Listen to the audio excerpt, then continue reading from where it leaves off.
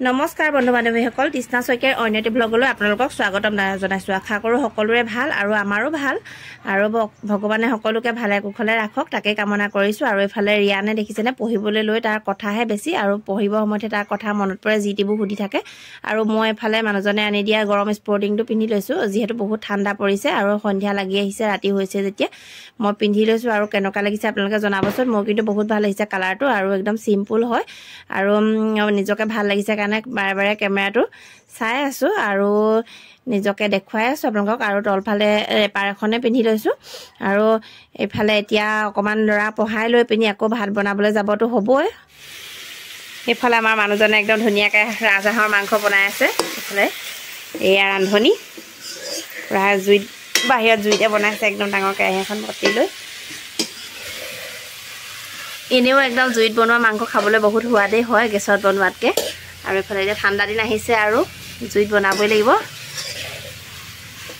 কৈ দিয়ক কিবা এটা হাঁহ বুলি তামোলৰ মকৰা দেখিছে নাই, একদম কৰিহে আছে। আৰু এইফালে আমাৰ এইটো বাহিৰত দেই, পাকঘৰ মেইন পাকঘৰটো নহয়, সেইকাৰণে লেতেৰা বুলি নাভাবে।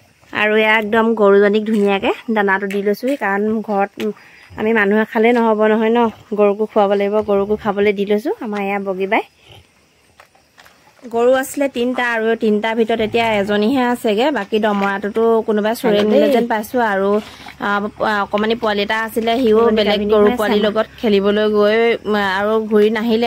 আৰু এইফালে ময়ো ভাতটো তুলি দিছোঁ, মানুহজনে মাংস বনাই আছে যিহেতু।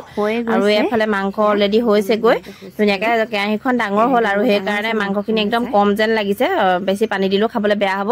আৰু এইফালে ধুনীয়াকৈ মাংস হৈয়ে গৈছে, আৰু অকণমান সময়ৰ পিছত আৰু খাবই পৰা হ'ব। আৰু এইফালে আমাৰ ৰাইজে খাই আছে, পূৰা বাপেক পিতেক তিনিটাই খাই আছে, আৰু ময়ো খাম, মোলৈও বাঢ়ি থৈছোঁ। আৰু এইফালে ৰিয়ানে দেখিছেনে, কালি ৰাতি ভাত পানী খোৱাৰ পিছত আৰু ভিডিঅ' কৰা নহ'ল। আৰু এতিয়া ৰাতিপুৱা বাজিছে 6:30, আৰু এতিয়া মই বনাই আছোঁ ভাত, আৰু এইফালে লগতে চাহো বাকি লৈছোঁ, চাহো খাব লাগিব।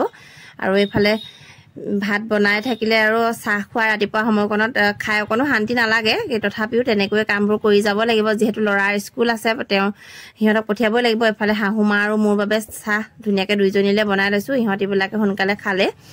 আৰু এতিয়া খাই বৈ ইহঁতক স্কুলে পঠিওৱাৰ কথা। এইফালে ৰিয়ানে কিবা এটা মোক সুধি আছেহি, আৰু তাকো ক'বলগীয়া হৈছে, তাৰ পেঞ্চ পুটুককৈ লাগে, পুটুককৈ ঠেহ লাগে, একদম স্পাইডাৰমেনৰ চোলা পিন্ধি একদম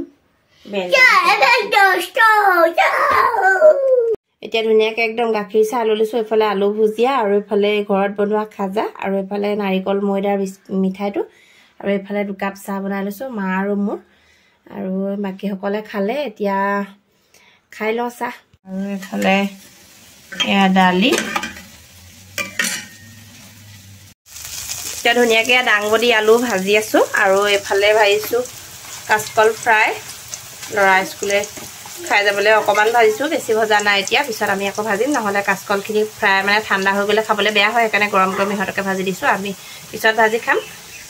আৰু এয়া ইয়ানে কেইবাদিনৰ পৰা বৰশী বাবলৈ লাগে, তাক বৰশী বাবলৈ বিচাৰি আছিলে, আৰু সেইকাৰণে দুইটা এতিয়া আহি পিনি বৰশী বাইছোহি।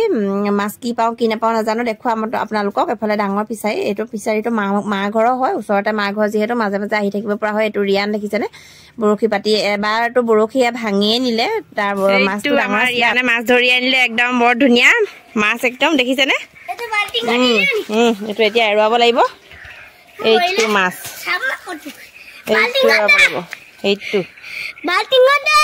পাই থকাৰ মাজতে পাকঘৰত আহি আকৌ মেগী অকণো বনাই ললোহি, কাৰণ ৰিয়ানক স্কুলৰ পৰা ঘৰত একো নোখোৱাকেই লগত লৈ গৈছিলোঁ, সেইকাৰণে মায়ে বোলে কিবা এটা বনাই খুৱাই ল। এতিয়া 2টা ডিম ভাঙি দিছোঁ, এইফালে এইটো এটা ধৰিব পাৰিছে, আৰু এইফালে এইটো এটা ধৰিব পাৰিছে। 2টা ডিম ভাঙি দিছোঁ, আৰু পূৰা ধোঁৱাটো ওলাইছে, মানে কালাৰটো বেয়া, দেখিবলৈ বেয়া হৈ গৈছে, ভাপটো পূৰা ওলাইছে, কেমেৰাত পূৰা ভাপে ধৰি দিছে। আৰু এতিয়া ধুনীয়াকৈ অকণমান সময়ৰ পিছত লৰাম, নহ'লে আকৌ ডিমটো কুহুমটো পূৰা ভাগি যাব। অকণমান সিজিবলৈ দিছোঁ, তাৰপিছত লৰাই দিম, তেতিয়া মানে অকণমান দেখিবলৈ ভাল হ'ব, আৰু টুকুৰা টুকুৰ হৈ থাকিব কুহুমবোৰ।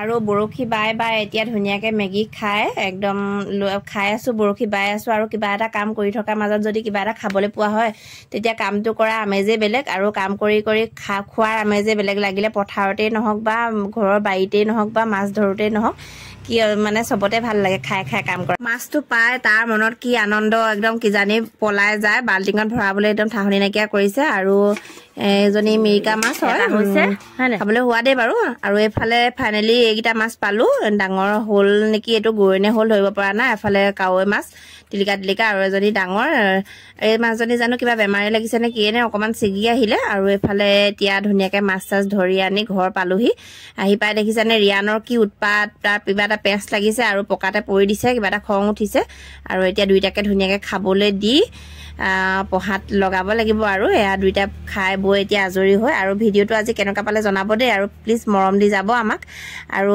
আগুৱাই যোৱাত সহায় কৰিব প্লিজ ছাবস্ক্ৰাইব কৰি দিব নতুন নতুন ভিডিঅ' পাই থাকিবলৈ আৰু যাতে আগুৱাই যাব পাৰোঁ প্লিজ সহায় কৰিব ছাবস্ক্ৰাইব কৰি দিব আৰু ফেচবুকত চাই থকা হ'লে ফ'ল' কৰি দিব বাই বাই